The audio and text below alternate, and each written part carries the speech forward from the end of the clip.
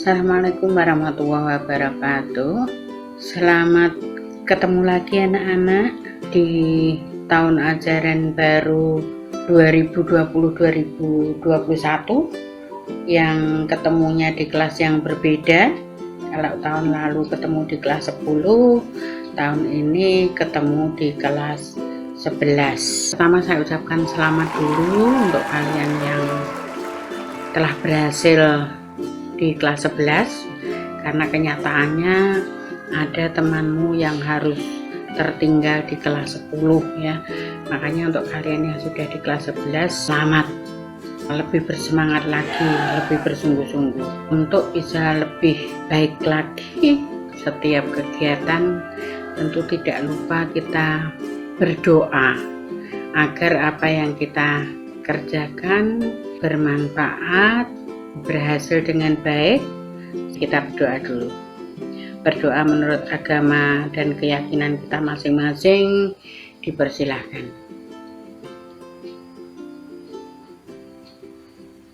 Amin. Selesai.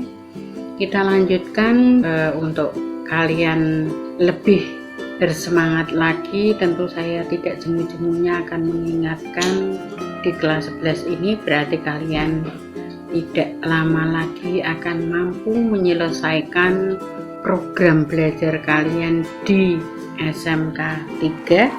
Mudah-mudahan lancar, karena tinggal 2 tahun ya, itu pun juga tidak full 2 tahun. Untuk pertemuan kali ini kita masih dalam kondisi yang istimewa, tidak bisa ketemu bertatap langsung, tapi masih ketemunya melalui daring ya, dimana kita hanya bertemu melalui HP, laptop, melalui Jaga Ratu. Bahkan beberapa bulan yang lalu kalian juga tetap belajar, kita tetap melaksanakan kegiatan belajar mengajar melalui Google Classroom yang kalian selesaikan dengan baik seluruh tugasnya. Kenapa kita masih ketemu dengan kondisi yang seperti ini, yang masih belum bisa bertatap muka?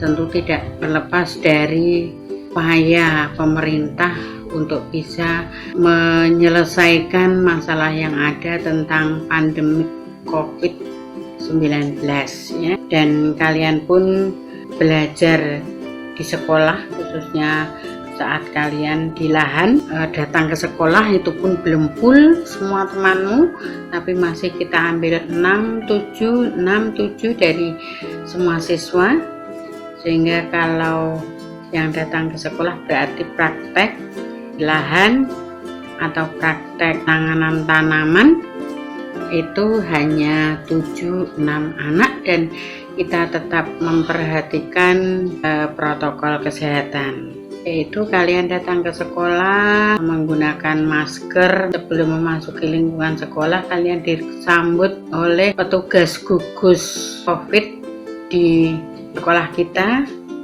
periksa suhunya, lalu ditembak ya muka kita, kemudian terbaca berapa suhu badan kalian.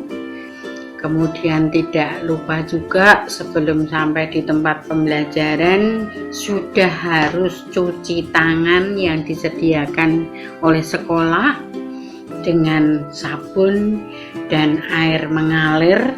Fasilitas untuk cuci tangan itu tidak perlu memegang keran ya, bisa yang dengan otomatisasi yang dikerjakan oleh teman kalian jurusan mekatronika. Kemudian juga masih didukung kalian harus membawa bekal sendiri dari rumah, tidak boleh saling meminta, sendok nggak boleh gantian, tempat minum nggak boleh gantian, semua dalam upaya untuk melaksanakan protokol kesehatan sebagaimana yang dianjurkan oleh pemerintah agar bisa memutuskan penularan virus COVID-19 ya.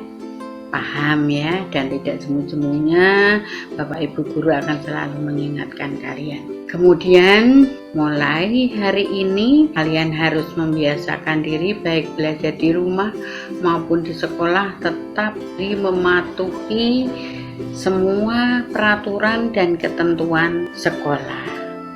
Kemudian perlu Buki ingatkan juga bahwa dengan belajar daring jangan sampai surut semangat, tapi justru lebih lagi bersemangat lagi, karena dengan bertatap muka saja belum tentu hasilnya maksimal, yang bisa ketemu langsung dengan guru, menanyakan langsung segala masalah yang dijumpai, apalagi yang boleh dikatakan hanya ketemu lewat media daring. Begitu pertemuan pertama. Sekali lagi pertemuannya berbeda. Kalian berada di rumah kalian, Buki juga berada di rumah Buki, ya. Oke, untuk kali ini walaupun daring akan saya sampaikan pembelajaran agribisnis tanaman pangan atau ATS di kelas 11 ini.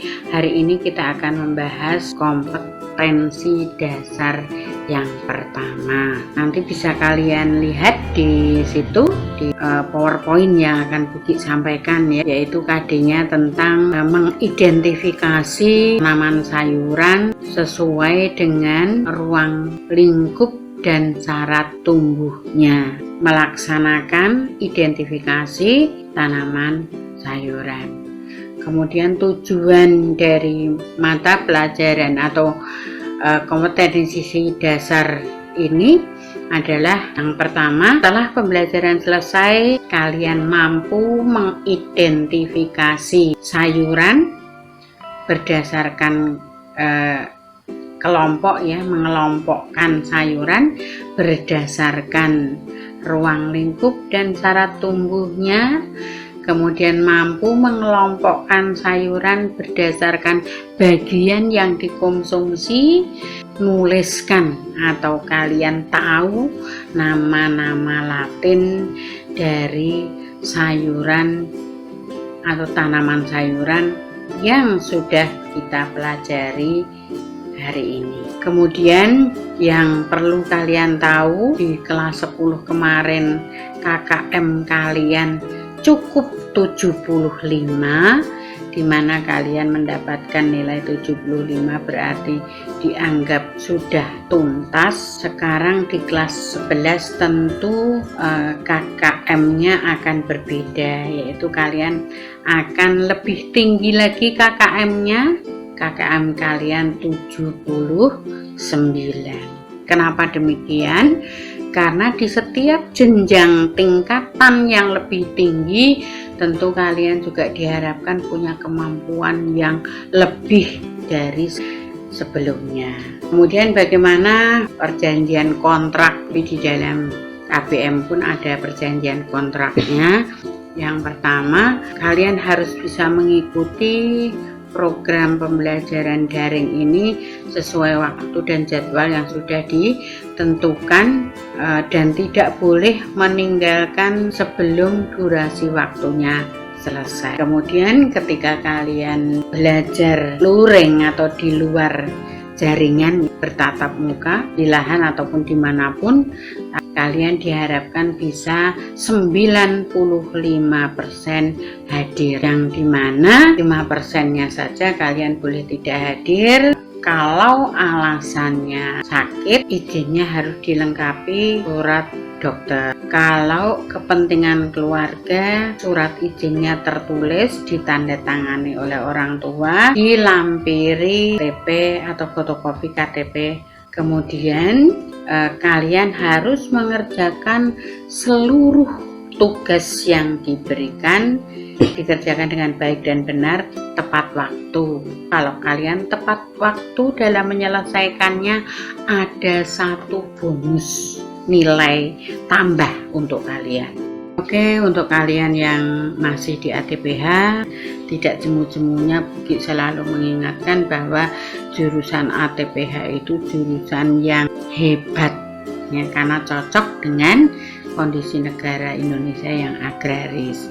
Peluang untuk pertanian sangat luas, ya, apalagi didukung dengan teknologi modern, zaman modern, kesadaran masyarakat untuk bisa mengembalikan, untuk bisa kembali ke alam sangat-sangat tinggi di era yang modern ini. Ternyata kegiatan pertanian tidak dibatasi pada kondisi maupun wilayah tertentu, waktu tertentu ya. Sekarang masyarakat kota, apalagi di negara-negara maju, itu sangat giat untuk bisa melakukan kegiatan menanam.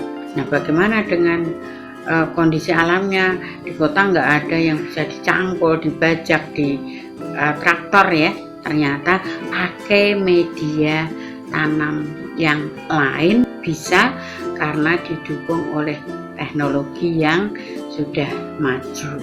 Dan ini juga peluang bagi kalian yang ahli di bidang pertanian. Kalian bisa menjadi pengusaha, menyediakan pupuk dalam kemasan, bibit yang lebih praktis dan efektif untuk bisa langsung ditanam di media tertentu, menggunakan arang sekam, menggunakan media-media yang lain, atau kalian mencetak buku bagaimana bisa memberikan buku panduan untuk bisa bertani di area yang terbatas. Nah, itu bisa menjadi peluang kalian untuk berbisnis. Kemudian kalian bisa berkolaborasi, bisa bekerja sama dengan bidang-bidang lain yang intinya tetap ada yang namanya kegiatan pertanian atau menanam. Kemudian dari tanaman sayuran tadi, yuk kita saksikan gambar yang ada di PowerPoint ini. Sayuran ya, dihubungkan dengan tujuan maupun KD ya, kompetensi dasar yang kalian pelajari tadi dari gambar yang tampak ini.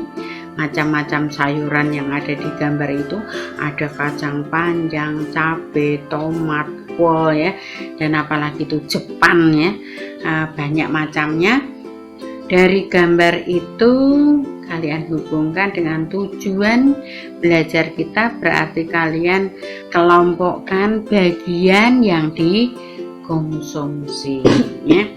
Kemudian dari gambar tadi juga coba kalian cari nama latennya.